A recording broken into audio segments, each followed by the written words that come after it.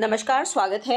आज हम करेंगे भारत बोध की संकल्पना के अंतर्गत उपनिवेशीकृत भारतीय चित्त या मानस। तो आइए देखते हैं।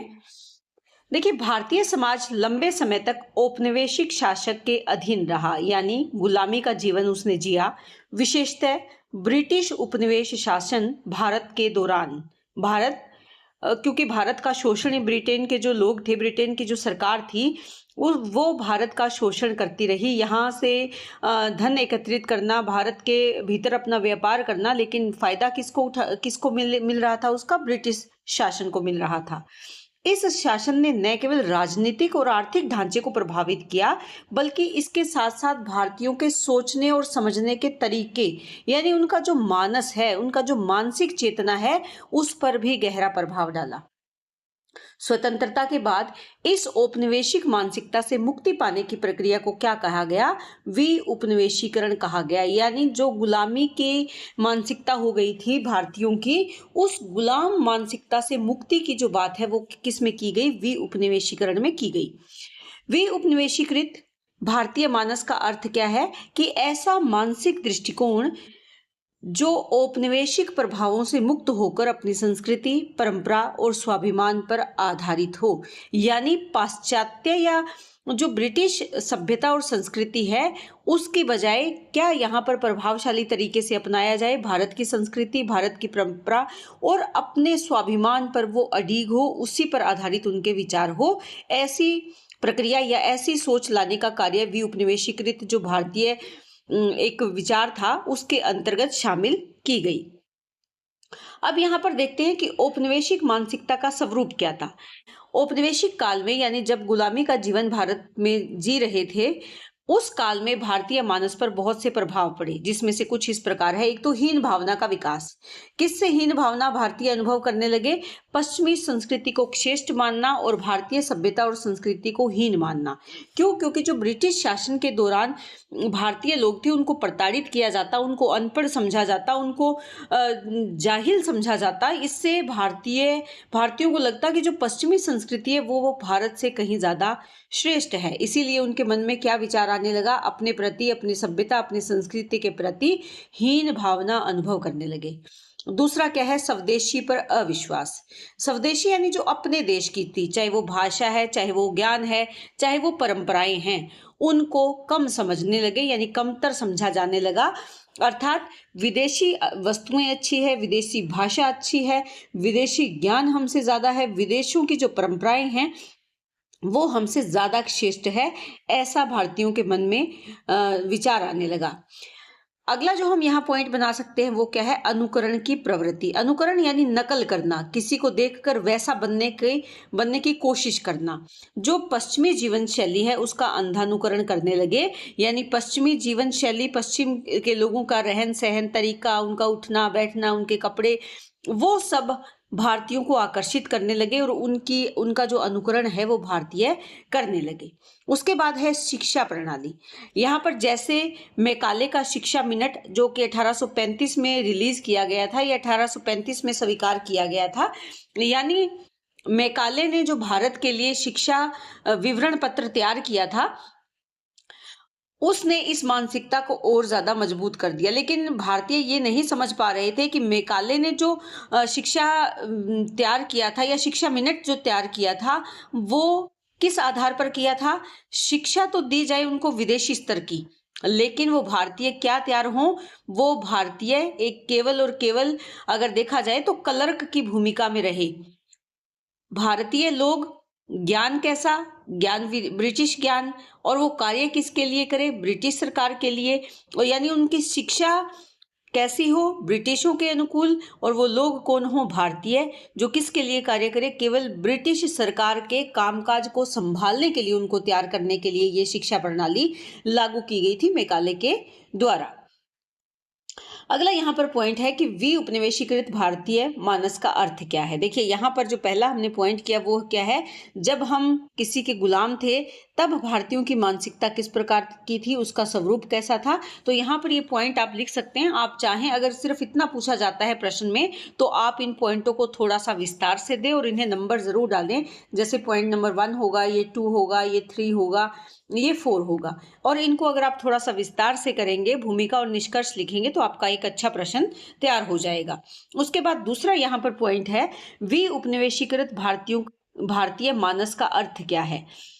यानी जब हम उस गुलामी से मुक्त हो गए तब हमारी मानसिक स्थिति क्या है, हमारी जो मानसिक चेतना है वो क्या है, उसका अर्थ हमें यहाँ पर बताना है। तो उपनिवेशीकृत भारत मानस वह है जो अपनी संस्कृति और परंपराओं पर गर्व करता है। भारतीयों के जो यहाँ पर नेता थे या जो समाज सुधारक थे, जो इस विचारधारा को लोगों में प्रचारित प्रसारित करना चाहते थे, उन्होंने इस बात पर बल दिया कि हमारी अपनी संस्कृति और हमारी परंपराओं पर हमें गर्व करना चाहिए, क्योंकि हम एक ऐसे सुनहरे इतिहास से होकर निकले हैं जो अपने आप में स्वर्ण अक्षरों में लिखा गया है। हम उन वीर पुरुषों की संतानें हैं। हमारी सभ्यताएं, हमारी संस्कृति, हमारी परंपराएं जो विदेशों को प्रभावित करती है, तो वो हीन कैसे हो सकती है। इस तरह के विचारों का प्रचार प्रसार होने लगा। दूसरा, स्वदेशी ज्ञान और भाषा को महत्व दिया जाने लगा। स्वदेशी ज्ञान यानी जो भारतीय ज्ञान है, भारत के जो वेद पुराण, हमारे जो उपनिषद हैं, वो सर्वश्रेष्ठ हैं।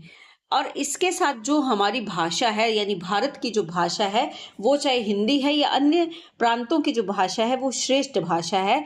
अंग्रेजी से ज्यादा महत्व देने का प्रयास इस चेतना में किया गया। पश्चिमी प्रभावों के अंधानुकरण की बजाय आलोचनात्मक दृष्टि से वो उसको देखता है कि उसका अंधानुकरण मत करो, उसकी नकल मत करो, बल्कि उसमें से जो अच्छा है वो लो और जो बुरा है उसे त्याग दो। यानी जो पश्चिमी प्रभाव पड़ रहे थे, उन प्रभावों को आंख मीच कर, आंख बंद करके स्वीकार नहीं करो, सोच विचार कर आप उन्हें अपना सकते हैं। आत्मनिर्भरता और स्वाभिमान को ये अपनाने पर बल देते हैं कि हमें आत्मनिर्भर बनना चाहिए, दूसरों के भरोसे, दूसरों पर निर्भर नहीं रहना चाहिए और हमें अपने स्वाभिमान के अनुसार अपना जीवन व्यतीत करना चाहिए। किसी दूसरे की मानसिकता को अपनाकर, किसी दूसरे के विचारों को अपनाकर, किसी दूसरे की सभ्यता और संस्कृति को अपनाकर हम अपने जीवन को उनके अनुसार नहीं बनाना चाहिए, बल्कि हमें क्या है, अपने स्वाभिमान पर अडिग रहकर हमें आत्मनिर्भर बनने का प्रयास करना चाहिए। ये आज़ादी के बाद जो भारतीय मानसिक विचार है, उसमें ये बदलाव लाने का प्रयास किया गया। उसके बाद क्या है कि उपनिवेशीकरण की जो प्रक्रिया है, उसमें क्या क्या प्रयास हुए और क्या कार्य किए गए, उसके बारे में अगर हम देखें तो सबसे पहला जो पॉइंट बनेगा वो क्या है, सांस्कृतिक पुनर्जागरण। यानी संस्कृति में दोबारा से संस्कृति के प्रति लोगों को जागृत करना। जो हमारी भारतीय परंपराएं हैं, भारतीय साहित्य और इतिहास है, इसका पुनर्मूल्यांकन किया गया। स्वामी विवेकानंद, महात्मा गांधी जैसे जो विचारक हुए, उन्होंने भारतीय संस्कृति के महत्व को पुनर्स्थापित किया। तो जिससे क्या हुआ, लोगों के मन में भी इसके प्रति जागरूकता आने लगी। दूसरा क्या है, शिक्षा का भारतीयकरण। यानी शिक्षा कैसी हो, वो भारत के लोगों के लिए हो, भारत के अनुसार हो, ना कि ब्रिटिश सरकार के अनुसार दिए गए नियमों को हम माने। तो भारतीय ज्ञान परंपरा को शिक्षा में स्थान देने का प्रयास हुआ, जिससे नई पीढ़ी अपने जड़ों से जुड़ सके। यानी हमारे यहाँ पर संस्कृत भाषा को महत्व दिया जाए, संस्कृत से जुड़े हुए जो हमारे उपनिषद हैं, वेद हैं, पुराण हैं, उनका ज्ञान भारतीयों को दिया जाए। भारतीय परंपरा में जो गुरुकुल परंपरा है, उससे प्रभावित शिक्षा को शामिल किया जाए। इस तरह शिक्षा का जो भारतीयकरण है वो यहाँ पर किए जाने का प्रयास इस प्रक्रिया में होने लगा। तो यहाँ पर पहला हमारा पॉइंट क्या रहा, सांस्कृतिक पुनर्जागरण। दूसरा जो पॉइंट रहा वो क्या रहा, शिक्षा का भारतीयकरण। यानी भारत की शिक्षा भारतीयों के लिए हो, ना कि किसी अन्य देश से प्रभावित शिक्षा को भारत में लागू किया जाए। अगला यहाँ पर पॉइंट क्या है, भाषा और साहित्य का पुनरुत्थान। भारतीय भाषाओं और साहित्य को पुनः सम्मान मिला, जिससे सांस्कृतिक आत्मविश्वास बढ़ा। अब देखिए, जैसे स्वामी विवेकानंद जैसे महान जो विद्वान है, विदेश भूमि पर जाकर वहां पर जब भारतीय भाषा में अपना भाषण देने का प्रयास करते हैं या भारतीयों को श्रेष्ठ दिखाने की जब बात करते हैं, तो हमारा सीना गर्व से चौड़ा हो जाता है और हमारे मन में ये भाव आता है कि हम किसी से कम नहीं हैं। तो इस तरह जो उस समय काल में जो समाज सुधारक थे या देश के जो मुख्य विद्वान थे, उन लोगों ने भारतीय भाषा और साहित्य को पुनः सम्मान मिले, इस प्रकार का प्रयास किया, जिससे कि हमारा सांस्कृतिक आत्मविश्वास बढ़ा। उसके बाद आप पॉइंट बनाएंगे स्वदेशी और आत्मनिर्भरता, यानी स्वदेशी वस्तुओं और विचारों को अपनाने पर जोर दिया। जैसे खादी खादी को अपनाने पर बल दिया, गांधी जी के द्वारा बल दिया गया। प्रत्येक घर में खादी बनाने का जो कार्य है उसका बहुत तेजी से प्रचार प्रसार किया गया। और इसके साथ साथ हम आत्मनिर्भर बने। आत्मनिर्भर कैसे? हम अपने व्यापार स्थापित करें, अपने छोटे छोटे लघु उद्योग धंधे स्थापित करें, जिससे कि हम मानसिक रूप से स्वतंत्रता प्राप्ति का जो अनुभव है वो ले सकें। यानी हम अपने आप को स्वतंत्र समझें और स्वदेशी वस्तुओं और विचारों को अपनाने पर जोर दिया, जिससे कि क्या है, आर्थिक और मानसिक स्वतंत्रता का प्रतीक बना। यानी हम आर्थिक दृष्टि से भी स्वतंत्र है, किसी के अधीन नहीं है, और मानसिक रूप से भी हम स्वतंत्रता का अनुभव करें। इस प्रकार का प्रयास इस प्रक्रिया में किया गया। इसके बाद जो पॉइंट आएगा, इस जो विउपनिवेशीकृत प्रक्रिया है, इसका मानस की, इस प्रकृत मानस यानी चेतना की जो विशेषताएं हैं, इस विचार की क्या विशेषताएं हैं? आत्म गौरव और आत्मविश्वास विकसित हुआ। हमारी सांस्कृतिक पहचान को एक अलग स्वीकृति मिली, यानी संस्कृति, जो हमारी संस्कृति है, सभ्यता है, उसको एक अलग पहचान मिली। समन्वयवादी दृष्टिकोण, समन्वयवादी दृष्टिकोण से अभिप्राय क्या है कि तालमेल बिठाना। किस में तालमेल बिठाने का प्रयास किया गया? जो हमारी भारतीय सभ्यता, संस्कृति, हमारी आर्थिक स्थिति, हमारी राजनीतिक स्थिति, उनका तालमेल वैश्विक मूल्यों के साथ बिठाने का प्रयास किया गया, कि भारतीय सभ्यता और संस्कृति जो है वो संकुचित दृष्टिकोण ना रखे, बल्कि समन्वयवादी दृष्टिकोण अपनाकर जो विश्व में प्रचारित प्रसारित मूल्य है उनको भी अपनाए। यानी जो देश के लिए हितकारी है, जो समाज के लिए हितकारी है, उन वैश्विक मूल्यों को अपनाकर उनका संतुलन बनाए। यानी भारत और विदेशी सभ्यता, संस्कृति या अन्य जो भी क्षेत्र थे उनमें तालमेल बिठाने का प्रयास किया गया।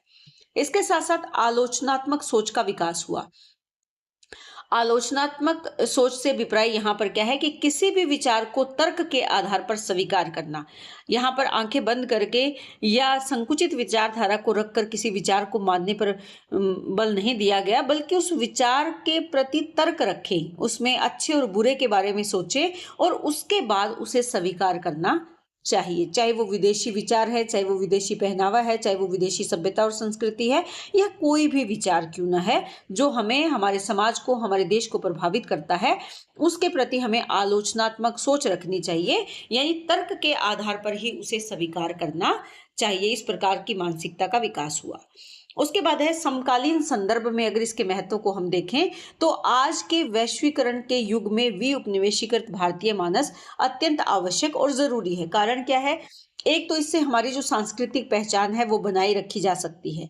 दूसरा, आत्मनिर्भर भारत की अवधारणा को मजबूती मिलती है। युवा पीढ़ी को अपनी जड़ों से जोड़ने का कार्य किया जाता है।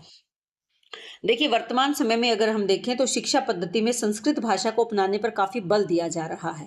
इसके साथ साथ जो हमारी प्राचीन सभ्यताएं और संस्कृति है उनको किसी न किसी माध्यम से, चाहे वो रेडियो है, टेलीविजन है, या अन्य जो भी संचार के साधन है, उनसे प्रचार प्रसार करने का प्रयास किया जा रहा है, जिससे कि युवा पीढ़ी अपनी जड़ों से जुड़ी रहे।